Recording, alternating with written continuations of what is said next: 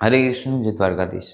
શ્રીમદ ભગવદ્ ગીતા પુરુષોત્તમ યોગ અધ્યાય 15 શ્લોક નંબર 15નું આપણે અધ્યયન કરીશું. સર્વસ્ય ચાહમ હૃદિ સન્નિવિષ્ટો.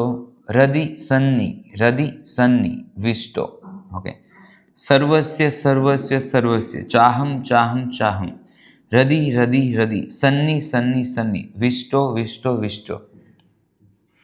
સર્વસ્ય ચાહમ હૃદિ સન્નિવિષ્ટો મતઃ સ્મૃતિર્જ્ઞા નમપોહનમ ચ વૈદેશ્ચ સર્વે અહમેવ વેદ્યો વેદાંત કૃત્વે દવિદેવ ચાહમ. રાઈટ.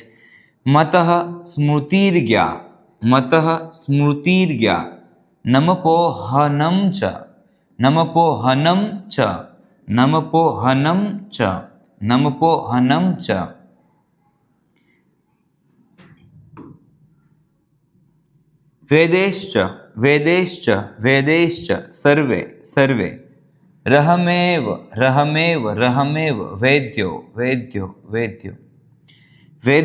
સર્વે રહમેવ વેદ્યો.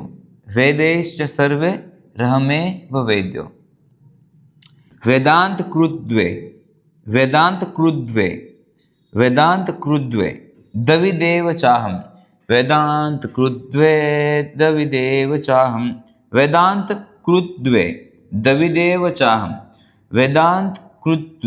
દવિદેવ ચાહમ.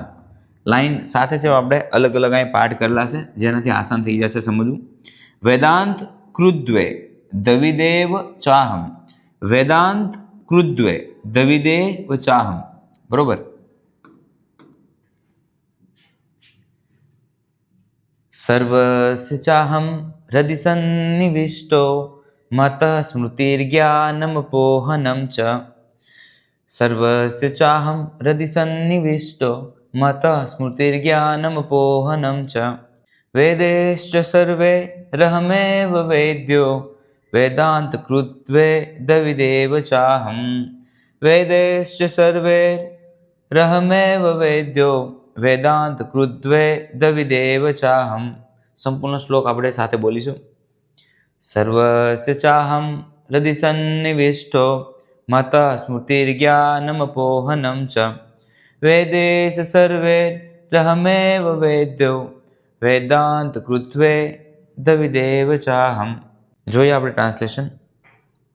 હું દરેક જીવના હૃદયમાં રહેલો છું અને મારાથી જ સ્મૃતિ, જ્ઞાન તથા વિસ્મૃતિ આવે છે.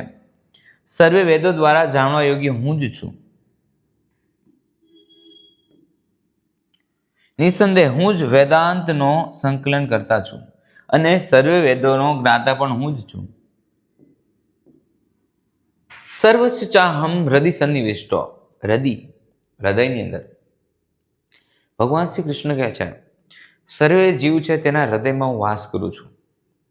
એટલા માટે આપણું જે હૃદય છે એને આપણે સાફ રાખવું જોઈએ.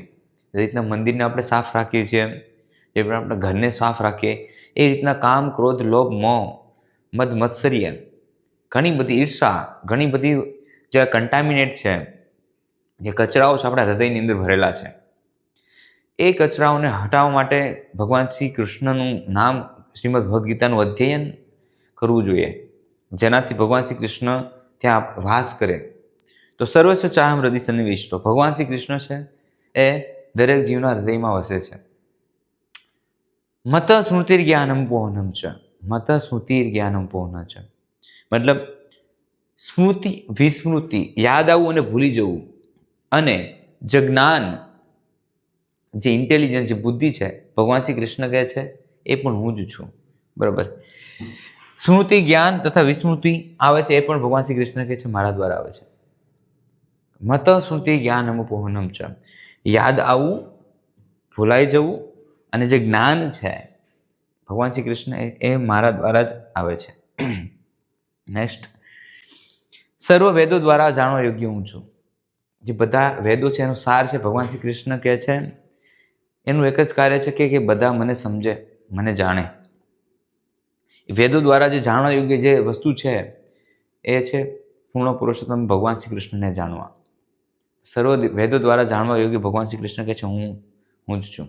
નિસંદેહ જે વેદો છે એનું સંકલન કરતા પણ હું જ છું. વેદો બનાવ્યા છે કોને? ભગવાન શ્રી કૃષ્ણ કહે છે મેં જ બનાવ્યા છે. એનું સંકલન, એનું કમ્પાઇલર ભગવાન શ્રી કૃષ્ણ કહે છે હું જ છું. તો અહીંયા ભગવાન શ્રી કૃષ્ણ કહે છે વેદોના કમ્પાઇલર મતલબ એના સર્જનહાર ભગવાન શ્રી કૃષ્ણ જ છે. આપણે જાણીએ છીએ વેદવ્યાસજી ભગવાન શ્રી કૃષ્ણના જ અવતાર છે. અને વેદોનો જ્ઞાતા પણ હું જ છું. સર્વે વેદો છે એ જાણનાર ભગવાન શ્રી કૃષ્ણ કહે છે હું જ છું. હું જેને જાણું સૌથી બેસ્ટ રીતના વેદોને જાણકાર છે તો ભગવાન શ્રી કૃષ્ણ છે. કારણ કે એણે એ વસ્તુ બનાવી છે. તો સૌથી વ્યવસ્થિત રીતે જાણનાર જે વ્યક્તિ છે એ છે પૂર્ણ પુરુષોત્તમ ભગવાન કૃષ્ણ, દ્વારકાધીશ પરમાત્મા. તો અહીંયા ભગવાન શ્રી કૃષ્ણ આપણે જણાવે છે સર્વસ્વ ચાહમ હૃદય સન્નિવિષ્ટો, દરેક જીવના હૃદયમાં રહેલો છું, વાસ કરું છું. મત સ્મૃતિ જ્ઞાન પૌનમ છે. મત મતલબ સ્મૃતિ અને વિસ્મૃતિ, યાદ રહેવું અને ભૂલી જવું અને જ્ઞાન એ મારા થકી જ આવે છે. સર્વે વેદો દ્વારા જાણવા યોગ્ય પણ હું જ છું. વેદોનું સંકલન કરતા, વેદોને બનાવનાર પણ હું છું અને વેદોનો જ્ઞાતા પણ હું જ છું. તો અહીંયા ભગવાન શ્રી કૃષ્ણ વેદોનો સાર આપને આપે છે કે વેદોનો સાર છે ભગવાન શ્રી કૃષ્ણને જાણવું. જો કોઈ ભગવાન શ્રી કૃષ્ણને જાણી જાય છે મતલબ એને ચારેય વેદનું અધ્યયન કરી લીધું છે. હરે કૃષ્ણ, જય દ્વારકાધીશ. શ્રીમદ ભગવદ્ ગીતાની જય.